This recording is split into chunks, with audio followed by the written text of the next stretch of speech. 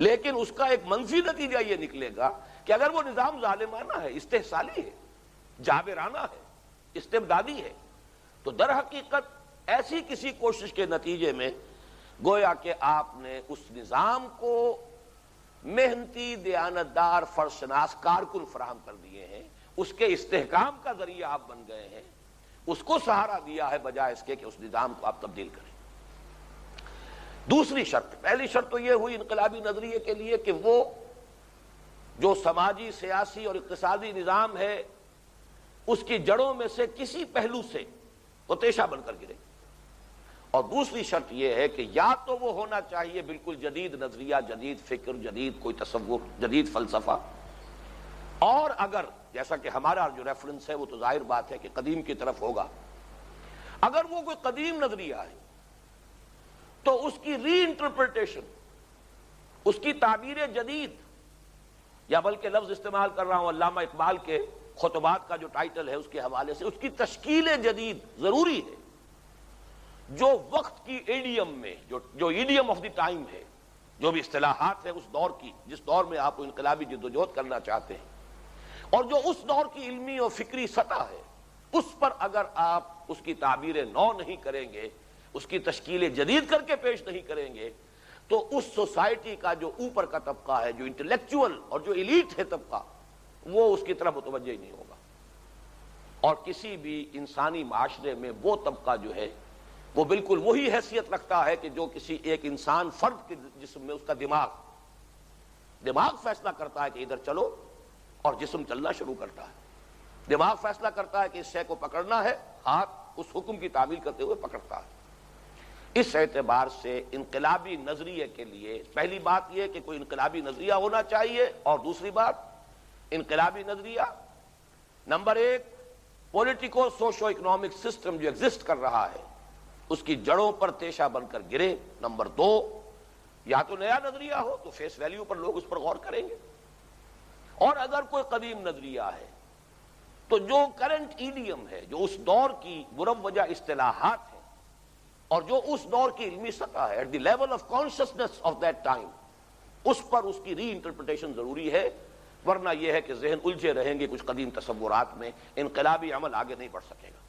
یہ کہنے کی ضرورت نہیں ہے کہ ظاہر بات ہے کہ اس پہلے مرحلے کے لیے جو بھی ممکنہ، جو بھی اویلیبل، جو بھی قابل الحصول ذرائع ابلاغ کے ہیں، تمام مینز آف کمیونیکیشن جو ہیں ان کو حتی الامکان استعمال کرنا ضروری ہوگا، اور یہ نشر و اشاعت میکسیمم پیمانے پر بڑے سے بڑے حلقے میں، اس لیے کہ جتنے بڑے حلقے میں وہ نظریہ پھیلے گا اتنا ہی کیچمنٹ ایریا ہے کہ آپ افراد کو اس کے ذریعے سے آپ افراد کو کھینچیں گے، اور وہی افراد ہے کہ جو پھر انقلابی جدوجہد کے لیے آپ کا اصل جو ہے افرادی سرمایہ بنے گا۔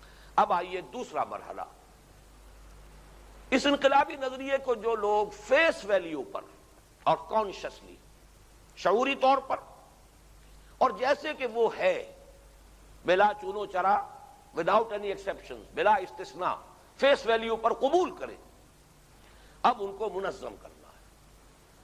یہ جو ہے شعوری طور پر اس نظریے کو قبول کرنے والے، اس نظریے کو ایز سچ، کما ہوا یا کما ہیا، جیسا وہ نظریہ ہے اس کے فیس ویلیو پر قبول کرنے والے، اب انہیں منظم کرنا۔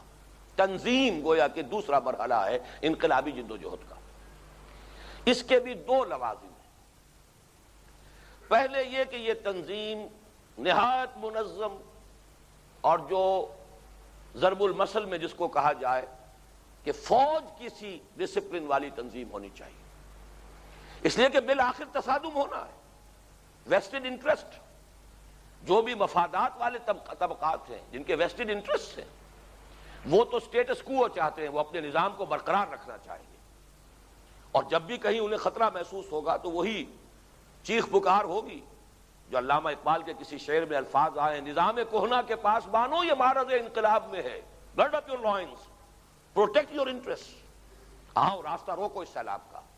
اور پھر جو تصادم ہونا ہے، ظاہر بات ہے کہ وہ کوئی موب کے ذریعے سے نہیں کامیابی حاصل کی جا سکتی، اس میں تو آرمی کا ڈسپلن اگر نہیں ہے تو کامیابی کا کوئی امکان نہیں، جس کے بارے میں وہ نظم جو ہے charge of the light brigade, جو کبھی ہمارے تو میٹرک کے نصاب میں تھی، اب پتہ نہیں کہیں ہے یا نہیں ہے، کہ جب حملے کا حکم دیا گیا لائٹ بریگیڈ کو تو سب نے یہ محسوس کیا، cannons to right of them, cannons to left of them, cannons in front of them, توپیں سامنے بھی ہیں، توپیں دائیں طرف بھی ہیں، توپیں بائیں طرف بھی ہیں. someone has blundered، کسی نے یقیناً بڑی غلطی کی ہے. لیکن اب فوج کا معاملہ ہے، there's not to reason why، there's but to do or die. فوجی کا کام یہ نہیں ہے کہ وہ اب وضاحت طلب کرے اپنے افسر سے، سپیریئر سے، کہ یہ حکم آپ نے کیوں دیا ہے، اس کی مصلحت بیان کیجئے. اسے جو حکم دیا گیا ہے اس کو پورا کرے گا یا اسے میں اپنی جان دے دے گا.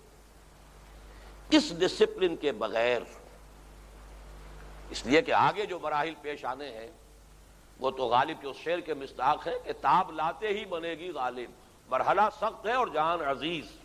وہ مراحل آنے والے ہیں. اس میں تو جیسے کہ قرآن مجید نے پہلے ہی سے لوگوں کو متنبع کر دیا تھا کہ سوچ سمجھ کے آنا. وَلَنَبْلُوَنَّكُمْ بِشَيْءٍ مِّنَ الْخَوْفِ وَالْجُوعِ وَنَقْصٍ مِّنَ الْأَمْوَالِ وَالْأَنفُسِ وَالثَّمَرَاتِ. جس کو ہو جان و دل عزیز اس کی گلی میں جائے کیوں. لہذا یہاں تو وہ مراحل آنے ہیں، اس کے لیے ایک منظم جماعت درکار ہے. دوسری بات، اس انقلابی جماعت میں درجہ بندی، کارڈرز کا معاملہ، یہ بالکل نیا ہونا چاہیے اور کسی شخص کی حیثیت کا اور مقام اور مرتبے کا تعین خالصتاً اس بنیاد پر ہونا چاہیے، اس میرٹ پر ہونا چاہیے کہ اس کے اندر قربانی کا کتنا مادہ ہے، اپنے انقلابی نظریے کے ساتھ اس کی وابستگی کتنی گہری ہے، اس میں دھن کتنی ہے، ایثار اور قربانی کے لیے کتنی آمادگی ہے، کیا کچھ ثبوت وہ دے چکا ہے ایثار اور قربانی کے. درجہ بندی اس کی بنیاد پر. معاشرے میں پہلے سے کوئی درجہ بندی اگر ہے اس کی کوئی ریفلیکشن نہیں ہونی چاہیے. مثال کے طور پر میں نے ویسے تو غلطی کی ہے اس بحث میں قرآن مجید کی آیت ایک لے آیا تھا، اب آئندہ احتیاط رکھوں گا. میں چاہتا ہوں کہ ان چیزوں کو بالکل علیحدہ علیحدہ سے خالص ٹھنڈے کولڈ لاجک کے حوالے سے سمجھیے. فرض کیجئے کمیونسٹ پارٹی آف انڈیا میں بھی برہمن اونچا ہو اور شودر نیچا ہو تو پھر وہ انقلابی جماعت نہیں. یہاں تو شودر اگر وہ زیادہ محنتی ہے، زیادہ ایثار و قربانی کر رہا ہے، اس کے نظریے کے ساتھ اس کی وابستگی زیادہ گہری ہے تو اس کا درجہ اونچا ہوگا. برہمن اگر ان چیزوں میں ان سے کم ہے اس کا درجہ کم ہو جائے گا. اگر تو وہ واقعتاً صحیح معنی میں کوئی انقلابی جماعت ہے تو درجہ بندی جو ہے اس بنیاد پر ہوگی. کوئی اور دوسری درجہ بندی کے جو اس معاشرے میں پہلے سے کسی وجہ سے موجود ہے اس کا کوئی انعکاس نہیں ہوگا. اس میں ایک اضافی بات یہ، دو شرطیں تو یہی تھی، اضافی بات یہ ہے کہ یہ جو ڈسپلن ہے کسی بھی انقلابی جماعت کا، اس میں اس پورے آرگنائزیشن میں جو درجہ بندی ہوتی ہے، کوئی ایک ہی امیر نہیں ہوتا، ایک ہی سربراہ نہیں ہوتا. ایسا نہیں ہونا چاہیے کہ صرف اس شخص کے ساتھ کوئی جذباتی وابستگی ہے تو اس کا تو حکم مانا جا رہا، فکر اس نے دیا یا دعوت اس نے دی، اس کی پکار پر اس کی شخصیت سے فرض کیجئے متاثر ہو کر آ گئے تو اس کا حکم تو آ گیا تو مان لیا. اور اس کے نیچے جو بھی کارڈرز اب چلے آ رہے ہیں، درجہ بندی ہے، جماعت تو بنے گی تو اس میں یقیناً اس کے نیچے ہوں گے، پھر اور اس سے نیچے ہوں گے، پھر اور اس سے نیچے ہوں گے، وہ تو برانچنگ ہوتی چلی جائے گی. تو وہ جو نظم کی پابندی ہے وہ در حقیقت ہر لیول پر ہر درجے کے ساتھ اس کا ہونا وہی ہے کہ جو کامیابی کی ضمانت دے سکتا ہے. اب آئیے تیسرا مرحلہ، اس کے لیے ٹریننگ یا تربیت کا لفظ ہے. دعوت کے نتیجے میں جو لوگ آ گئے انہیں آپ نے منظم کیا. تنظیم کے خصائص وہ جو میں عرض کر چکا. تربیت، ٹریننگ، خام ہے جب تک تو ہے مٹی کا ایک انبار تو، پختہ ہو جائے تو ہے شمشیر بے زنہار تو. یہ تو خام مال ہے جو ملا ہے آپ کو معاشرے سے. وہ اپنی زندگیوں میں بہت سے اثرات وہ بھی لے کے آئے ہوں گے جو اس معاشرے کے اندر موجود ہیں. ان کی تربیت، ان کو نکھارنا، ان کو بنانا، ان کو سنوارنا. اس تربیت کے 3 لوازم تو ہیں ہر انقلابی جدوجہد کے لیے. ایک چوتھا جو اس کا لازمی وصف ہے وہ ہے کسی ایسے انقلاب کے لیے جس کی کوئی ڈائمنشن جو ہے ایتھیکل اور اسپرچول بھی ہو. اگر جو انقلاب پیش نظر ہے اس کی کوئی اخلاقی اور کوئی روحانی بھی اس کا کوئی پہلو ہے، کوئی بعد، ابعاد ثلاثہ یا اربعاد اربعہ میں سے ایک جو ہے اس کا عرض یا بعد یہ بھی ہے، ایک ڈائمنشن اس کی اسپرچول بھی ہے، روحانی بھی ہے، تو پھر ایک چوتھا بھی حصہ تربیت میں شامل ہوگا، ورنہ 3 حصے لازمی۔ سب سے پہلے یہ کہ جان مال آل اولاد گھر بار سب کچھ لٹا دینے اور قربان کر دینے کا عزم، اور یہ عزم قائم رہے، برقرار رہے، بلکہ بڑھتا چلا جائے۔ یہ نہیں ہے تو انقلاب نہیں آ سکتا۔ تو بچا بچا کے نہ رکھ اسے، تیرا آئینہ ہے وہ آئینہ کہ شکستہ ہو تو عزیز تر ہے نگاہ آئینہ ساز میں۔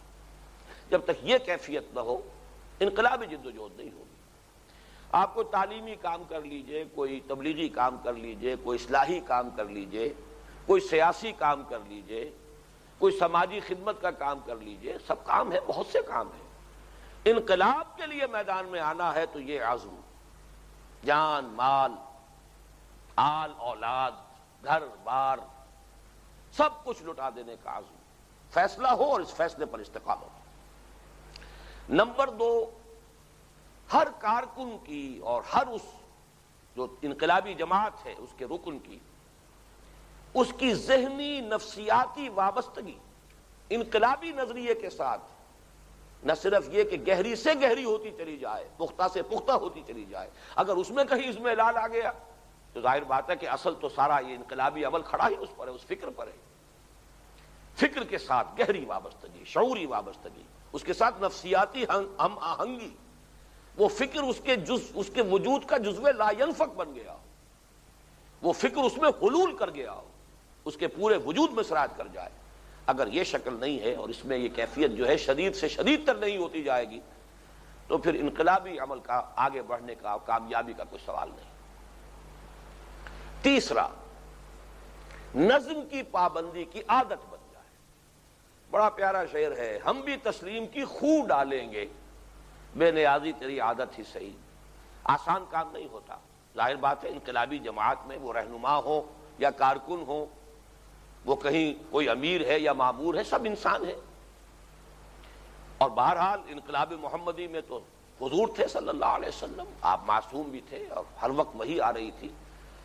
اب تو جو بھی ہوں گے نہ وہ معصوم ہوں گے، نہ ان کو وحی کی جو ہے وہ رہنمائی ہر قدم پر حاصل ہوگی۔ تو انسان سوچتا ہے مجھ جیسے انسان ہے، اگر میں غلطی کر سکتا ہوں یہ بھی کر سکتے ہیں، لہذا میں ان کا کہنا کیوں مانوں۔ یہ جو ہے ہم بھی تسلیم کی خو ڈالیں گے، بے نیازی تیری عادت ہی صحیح، یہ لازمی ہے کہ اس کے اور ظاہر بات ہے یہ تربیت کے بغیر نہیں ہوگا۔ پہم کوشش، پہم مشق سے یہ کیفیت حاصل ہو سکتی ہے کہ ہم سنیں اور مانیں۔ جماعتوں میں ایک نظام تو ہونا چاہیے، احتساب کا بھی، اختلاف کا بھی، یہ سارے چیزیں، اس کے بغیر انسانی کوئی جماعت آگے چل نہیں سکتی۔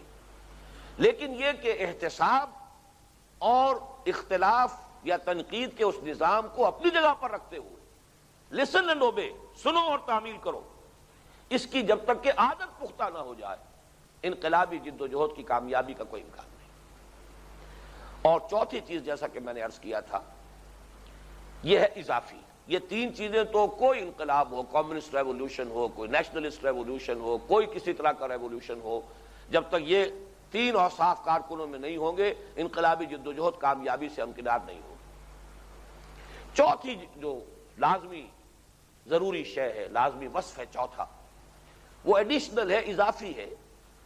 اگر آپ جو انقلاب لانا چاہتے ہیں، جو پیش نظر ہے نظام قائم کرنا، اس کے کوئی اخلاقی بھی پہلو ہے، اس کا کوئی روحانی بھی ڈائمنشن ہے اس کی، تو پھر ظاہر بات ہے کارکنوں میں اگر اس کی تربیت جو ہے پختہ نہ ہو، راسخ نہ ہو، تو آگے کہاں سے آ جائے گا؟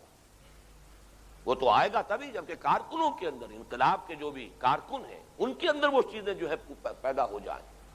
لہذا جو بھی انقلاب ایسا ہے کہ جس کی ایتھیکل اور اسپرچول ڈائمنشنز ہیں، تو اس کی تربیت کا اہتمام بھی بھرپور جو ہے اسی انقلابی مرحلے پر، اسی تربیت کے مرحلے میں ہونا لازم۔ یہ جو 3 مرحلے میں نے گنوائے ہیں، انقلابی نظریہ، اس کی نشر و اشاعت، جو اسے قبول کریں فیس ویلیو پر، کانشسلی، شعوری طور پر ان کو منظم کرنا، پھر ان کی تربیت، اس سے ایک انقلابی جماعت یا انقلابی قوت حاصل ہوتی ہے۔ یہ اصل سرمایہ ہے، یہ وہ طاقت ہے کہ جس کو اب آپ کو میدان میں لانا ہے۔ اور اس کے بعد اب چوتھا مرحلہ شروع ہوتا ہے، بلکہ یہ بیان کرنے میں چوتھا آ رہا ہے، شروع ہو جاتا پہلے کے ساتھ ہی. جیسے میں نے کل عرض کیا